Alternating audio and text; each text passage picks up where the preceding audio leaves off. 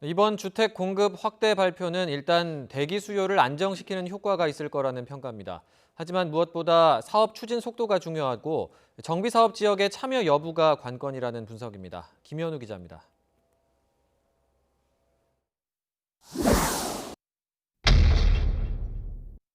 서울 수도권 13만 가구 추가 공급 계획은 일단 시장 안정 효과를 기대할 수 있습니다. 집값은 끝을 모르고 오르는데 공급 부족 우려까지 더해져 젊은 층, 특히 무주택자를 중심으로 일단 사고 보자는 심리가 작용한 상황. 이 때문에 이번 공급 대책은 무주택 실수요자들의 분양 시장에 대한 기대감을 높일 것으로 전망됩니다. 서울 도심과 수도권 3기 신도시 등에서 공급량을 최대한 늘리겠다는 보관이어서 조급하게 매수에 나섰던 무주택 수요층들이 일시적으로 관망세로 돌아서는데 일조할 수 있을 것으로 예상합니다. 하지만 문제는 공급 속도입니다. 3기 신도시의 경우 사전 분양을 거쳐 이르면 2025년부터 입주라는 세부 일정이 나온 상황이라 대기 수요 억제 효과가 있지만 10만 가구에 이르는 유유부지 활용과 도심 정비 사업 등을 통한 공급 계획은 당장 효과를 기대하기에는 다소 거리감이 있습니다.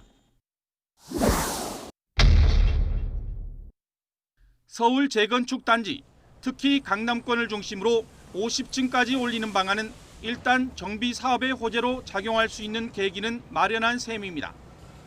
하지만 늘어난 용적률 상향에 따른 이익의 절반 이상은 기부 체납으로 환수하는 등 실제 재건축을 통한 기대 수익률이 10% 수준에 불과해 조합의 참여 여부가 불투명합니다.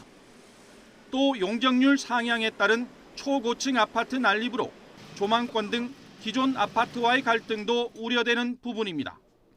특히 재건축 안전진단 강화와 분양가 상한제 등 이미 정비사업 규제가 강화된 상황에서 어느 정도 추진 동력을 확보할지도 미지수입니다.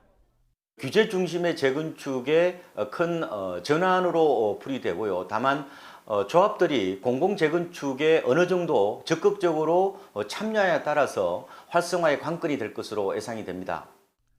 집값 과열을 반드시 틀어막겠다는 정부. 하지만 늘 반대 결과로 나타난 부동산 시장. 추가 공급 계획이 서울 수도권 부동산의 거침없는 질주를 멈출 수 있을지 기대와 우려의 전망이 뒤섞이고 있습니다.